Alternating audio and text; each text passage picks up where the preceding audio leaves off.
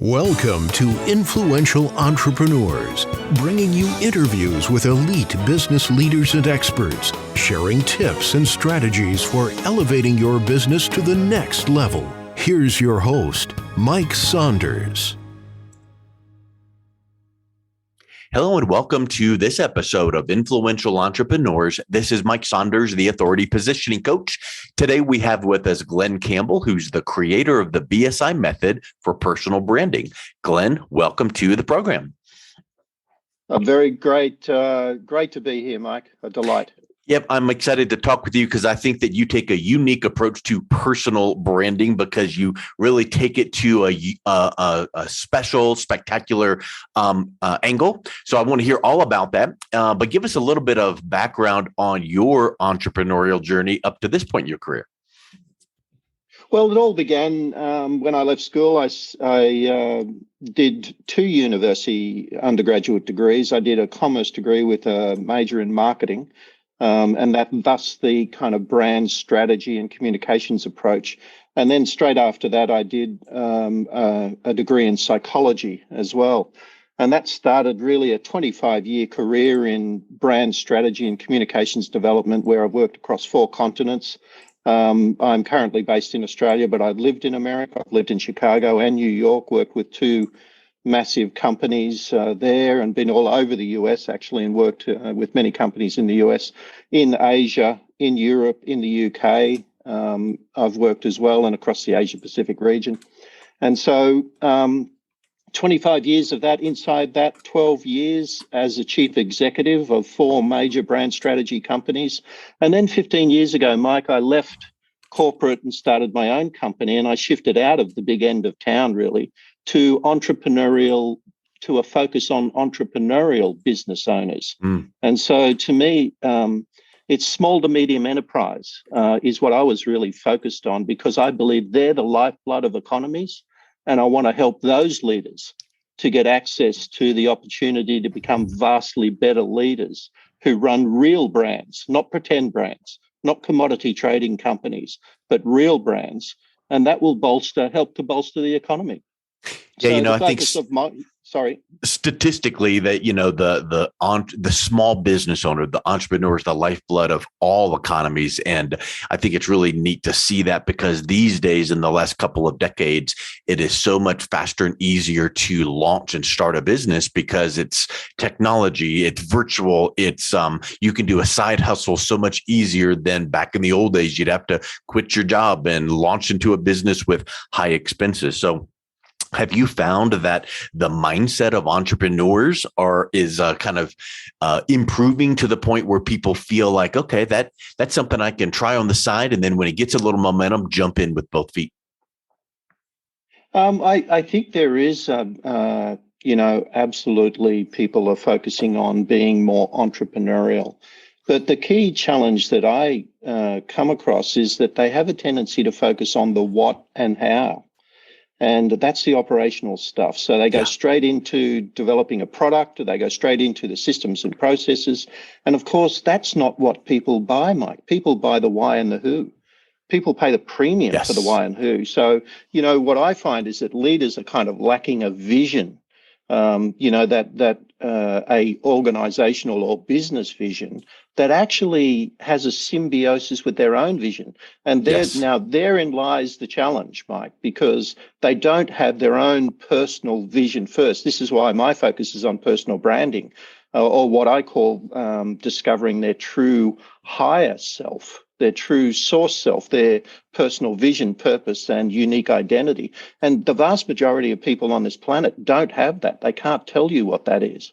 And, if you ask people, I ask leaders a lot, the first question I ask them is, tell me about yourself. And the first answer I get is their title, or what their role is, or what they're focusing on their product. And so that's not their identity. And, I think it's really interesting how you're laying that out, because I'm reading a book right now called Selling futures, not features.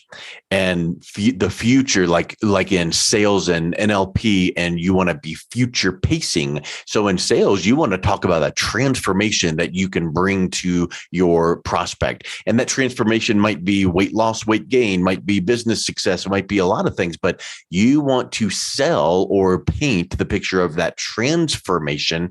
They don't necessarily care as much about the transportation, how they get there, until they really realize where you can take them. And then I think that translates down into what you're talking about with leaders, because it starts with yourself, that personal development. If we as entrepreneurs know our transformation, where we want to be, now we can move toward that with the transportation, the vehicle of whatever it is. And there's a lot of tools and tactics we can be doing. So talk a little bit about that. Does that fit into your, approach working with your clients? Absolutely. You're right on the money there. In fact, I have done a master's of NLP and this whole idea of future pacing, which is what I call the envisioned future. Yeah. Right. And so now we're back to that word vision. And, you've probably read the book Good to Great, where Collins and Porras did that massive piece of research where they found, one of the big headlines for me coming out of reading that, research Bible, really, of how to be a successful company. What they found was that visionary companies outperformed all others by a factor of 15 and have done since 1926 on the stock exchange in the US. And so what's the key thing there? Well, the key thing is they're visionary companies. Yeah. Which means that, to be a true visionary company, you must be led by a visionary leader. And to be a visionary leader, you must know what your personal vision is, your envisioned future. We are the whole kind of idea there, which has been proven by research, is that visionary companies outperform all others. And so regardless of whether you're a lounge room startup, an entrepreneur, you've got a few employees, if you've got 10,000, if you're lacking a vision, then you're basically operational. And if you're operational, you're what I call a commodity trader. Yes. And if you're a commodity trader, it's all about price, right? Yep. It's the race to the bottom. Yep. Then you're not competing on value, you're competing on price. And I think that, think about, do you know in the financial markets way back in the day, the guy A.L. Williams? Yep. I heard a presentation just last month where this guy goes, I've been in financial services for decades. And the thing that got me into financial services was A.L. Williams and his crusade. He wasn't selling widgets or term life or insurance. He was selling a crusade, sell your whole life and buy term. That was what his, and invest the difference. And that's what his crusade was. Well, you can interject any type of crusade into that. So he was talking that in financial services, but what is that vision? What is that crusade? And I think that it really, my opinion is, when you know that about yourself, and then you can figure out that vision and transformation for the organization, and then marry those together and communicate that to your team and then to the corporation as a whole. Now everyone is moving in the right direction, right? Well, this is what creates unstoppable, unbeatable, highly successful cultures, is that people belong to something that's greater than the what and how, or greater than the operations. Stanford University and Cambridge collaborated on a major study, and what they found was that it was EQ that vastly outperformed IQ. And what they were getting at there, Mike, was, and this, the factor here is 85% EQ and 15% IQ for leaders. And what they were really talking about here is the, emotional intelligence. And we're back to vision again. And, because they linked emotional intelligence with the ability to say, what can we get people to emotionally belong to, that is going to take them on a journey, what you call the crusade or the transformation, that is going to take them on a transformational journey that is much bigger than what we do.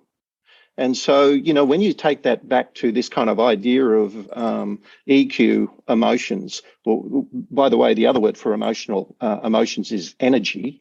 And Mm-hmm. so the energy, I always, I've said many times that the leader that masters their energy masters everything.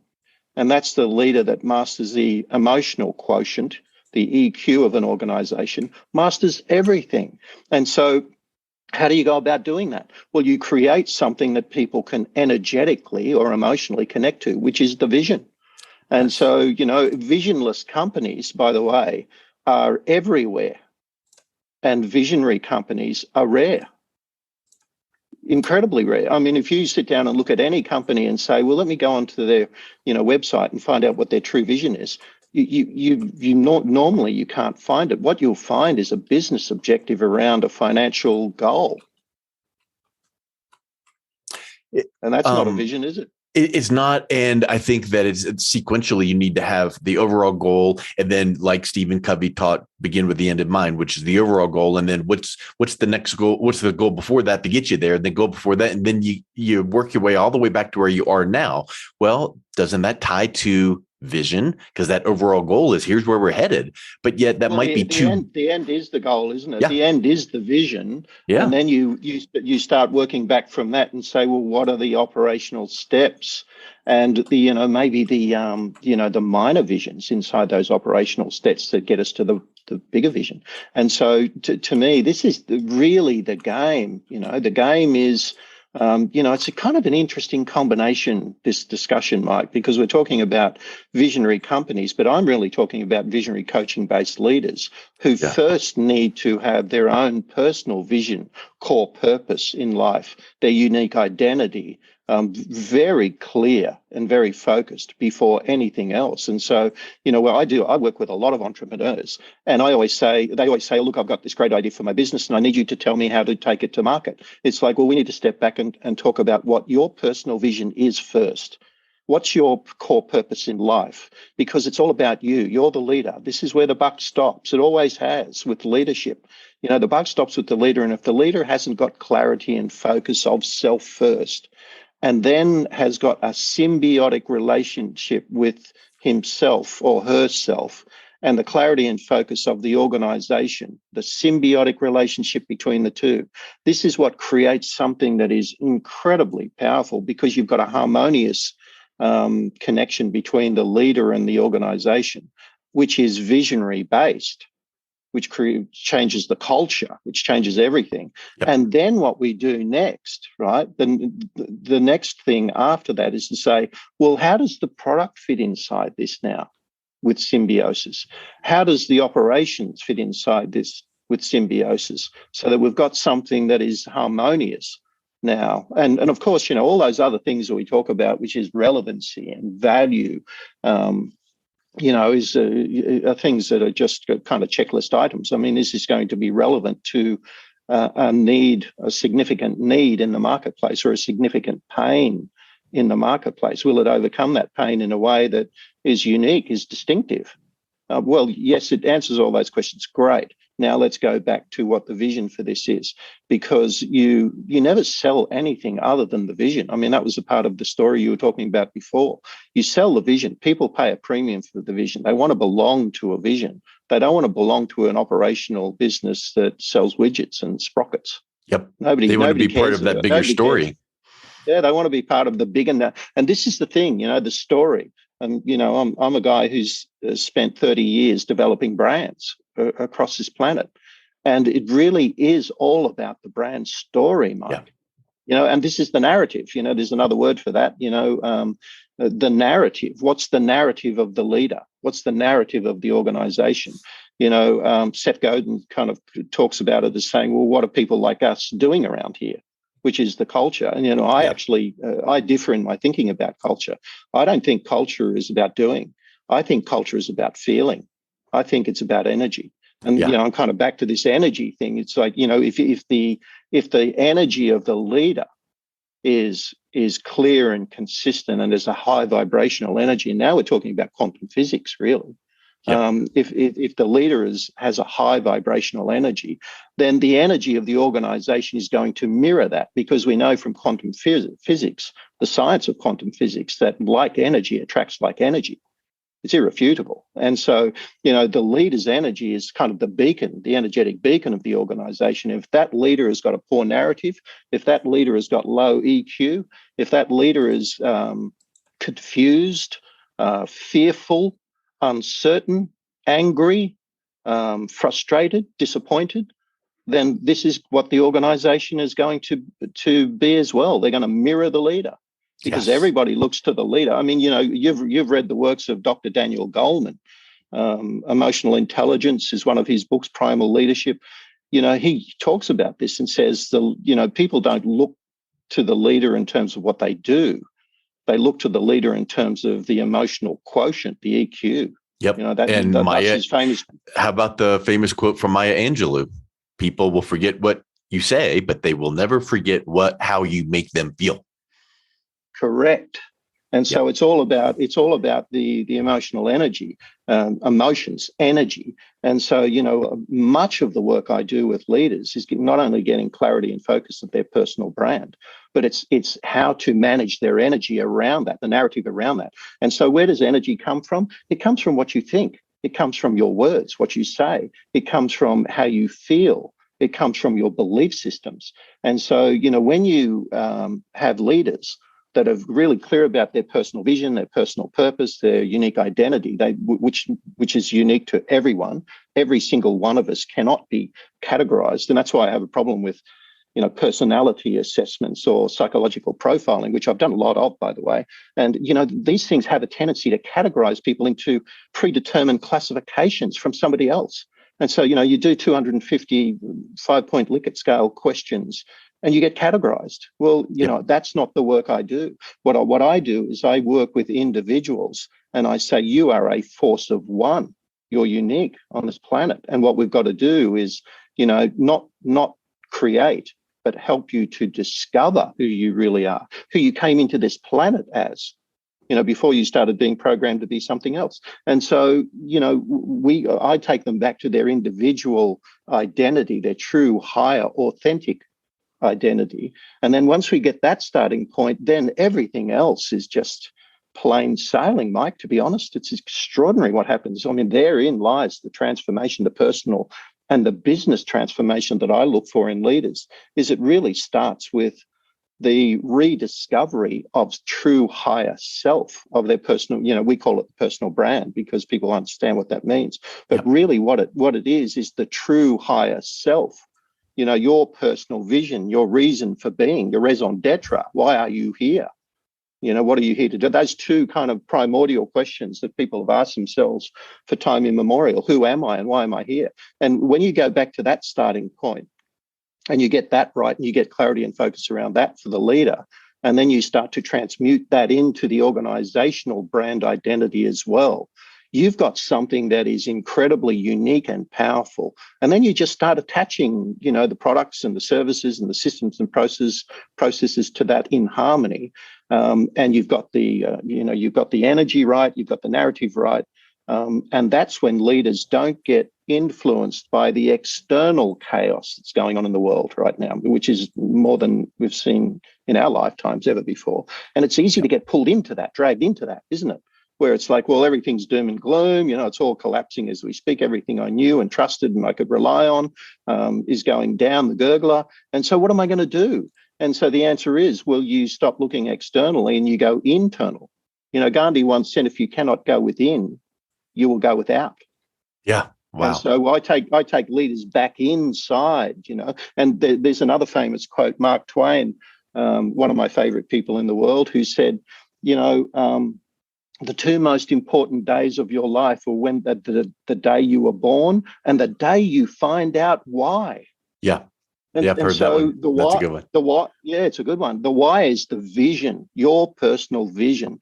And so my work is to help, business leaders get clear about their personal vision, their core purpose, their personal core purpose, their personal unique identity, their true higher self, what I call their source self, what they came into this world as. And then once we get clarity and focus around that, I've got to tell you, Mike, the organizational brand identity work, the business strategies, business planning, the product planning, the communications planning, all comes from that.